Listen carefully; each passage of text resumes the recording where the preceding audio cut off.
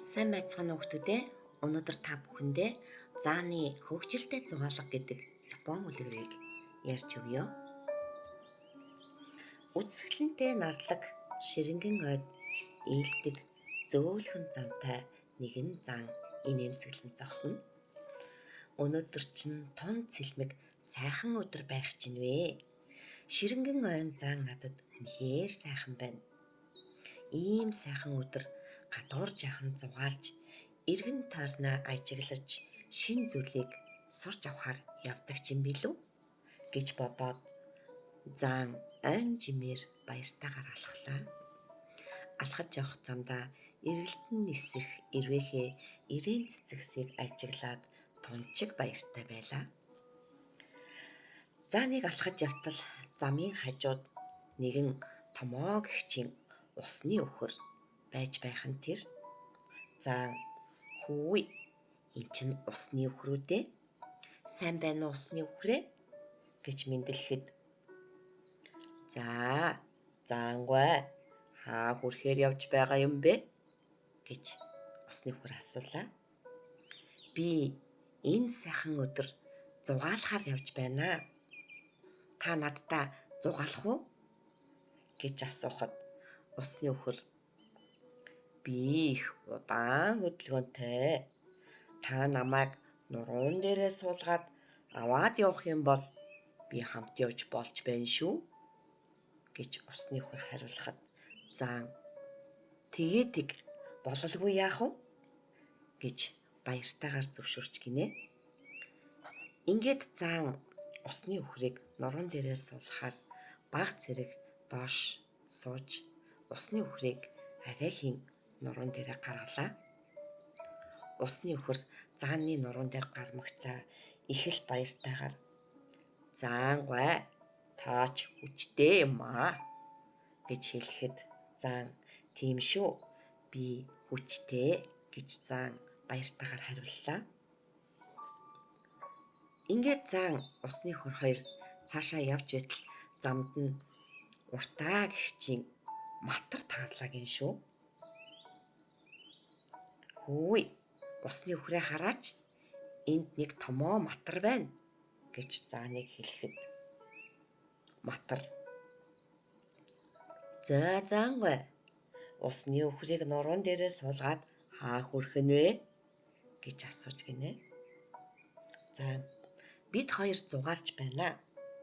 Чи бид хоёртай хамт зугаалахгүй биз гэж урайлга гахнаар хэлэхэд матар тэгээл гэхдээ би ч гэсэн нуруун дээр чинь суугаад зугаалж болно үсттэй гэж хэлж гин. За тэгээ болно гэж хэлээд матрыг нуруун дээр авахаар доош суугаад арайхийн нуруун дээрээ гаргаж гинэ.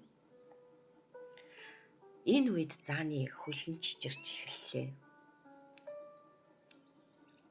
Гэтэл матар усны өхрийн дээр гарснаа заангой таач нэрээ хүчтэй юм аа гэж их л сэтгэл ханамжтайгаар хэлж гинэ.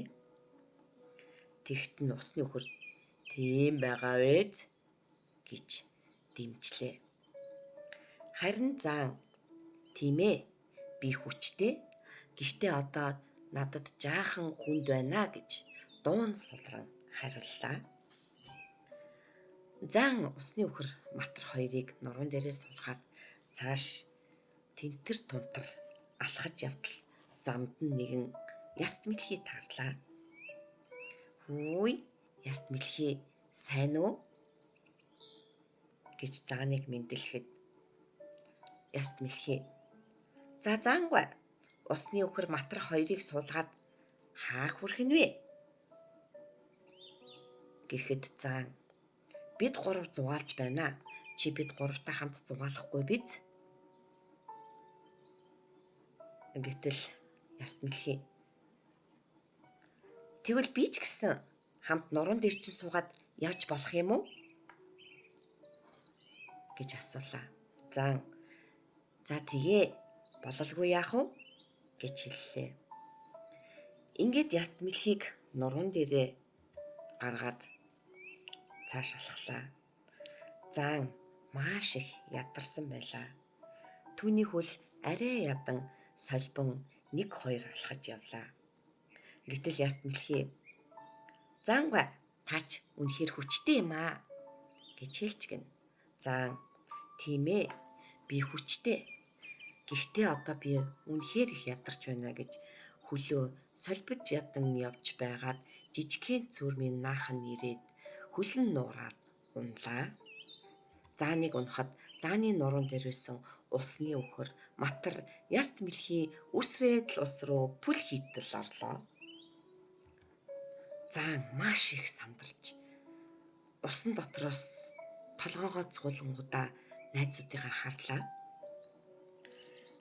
Гэвч усан дотор унсан найзууд нь бүгдээрээ маш их баяртайгаар тоглож байгааг хараад зааны санаа амарч гинэ. Заан мөн хошуугаараа ус сорж найзууд руугаа шүршлээ. "Ямар гоё вэ? Дандаа усан дуртай амьтад цугласан байна шүү дээ" гэж зааны сэтгэл цэлмэн баяртайгаар хэллээ. Хүүхдүүдээ, үлгэр маань энэ хүрээд өндөрлөж байна. Та бүхэн маань энэ үлгэрээс бусдад тусалдаг, бусдыг баярлуулдаг, эвтэй найрсаг байх юм бол олон найз нөхдөд болж болдог талаар мэдэж авлаа шүү дээ. Бас та нар минь усны өвхөр, матар, яст мэлхий гурав усанд дуртай болохыг мэдэж авлаа. Үлгэрээ анхааралтай сонссон хүүхдүүдтэй баярлалаа. Дараагийн үлгэрээ сонсох хүртэл түр баяртай хүүхдүүдээ.